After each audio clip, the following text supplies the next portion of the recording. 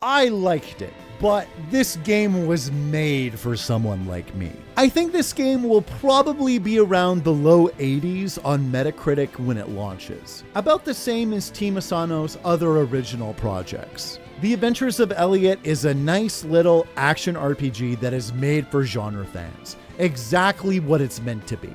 I had a lot of fun with it, and I can see it has potential. But it does have some gameplay problems that I hope are fixed for the final release. So let's go over the demo. Graphically, the game is great. If you liked how Octopath Traveler and Triangle Strategy looked, you are set. If not, you're fucked. And holy crap, while the game looked great in performance mode, it looked awful in graphics mode. The game hurt my brain to look at when the smoothness performance mode offered was gone. I would even go so far as to say graphics mode is unplayable at this point, straight up. But in performance mode, it looks amazing. And even though it looks really good, there was a little part that kind of tickled my brain in an odd way. How the graphics and world traversal for this game are set up, it feels like you're almost walking on a big sphere. Think how Mario moved in Mario Galaxy, and it feels a tiny bit like that, especially in the overworld. It was a little jarring at first, but I quickly kind of got used to it, and I feel over a bit of time it actually added to the game's charm. The game's sprites, visual effects, and art are all bangers too, so overall the game's art direction friggin' rules. For story, there isn't really one in this demo. You get a little bit of backstory for flavor and a bit of opening combo, and that is it.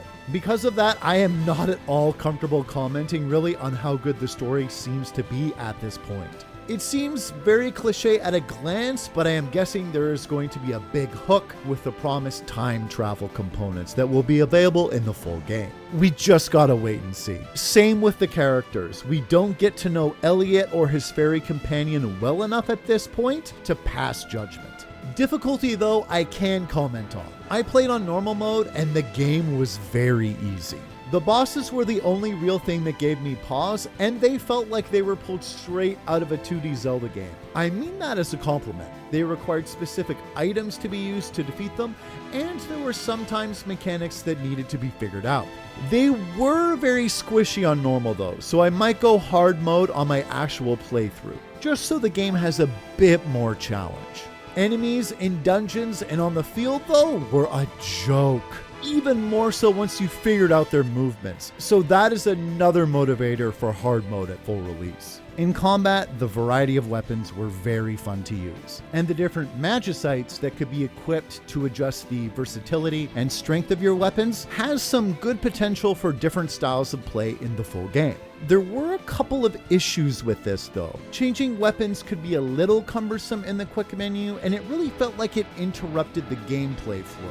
The same with changing magicite sets. It was weird to see your fairy companion occupy almost all of the D-pad with commands that, at least for the demo, were useless. It would have been much better utilized to have quick sets for either weapons or magicite put there, so you could switch your gameplay style more quickly without opening the quick menu itself. This will probably be even more pronounced in the full game if there are even more weapon types to choose from. Having said that, I have a sneaking suspicion that perhaps the fairy commands on the D-pad might have increased utilization in the full game. As for the dungeons, they were interesting to traverse, and the dungeon maps were very player friendly. They immediately showed you treasure icons on it if you enter a specific area with treasure, and the areas you have visited are filled in with details, while those that are not are shaded off. So it was simple to see where you need to go and where you've been.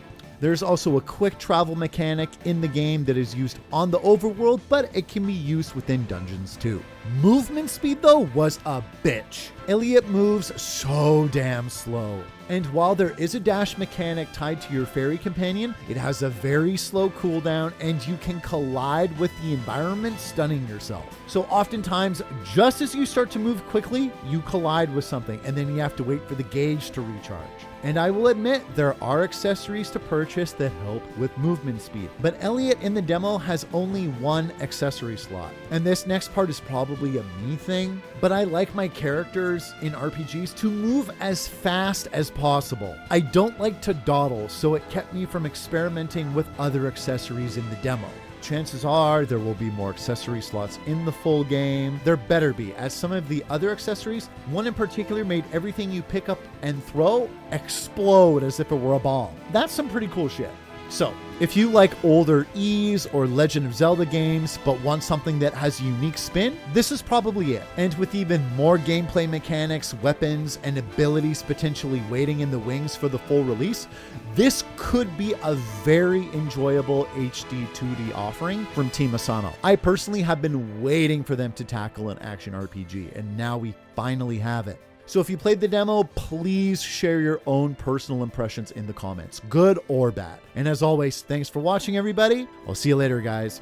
Peace.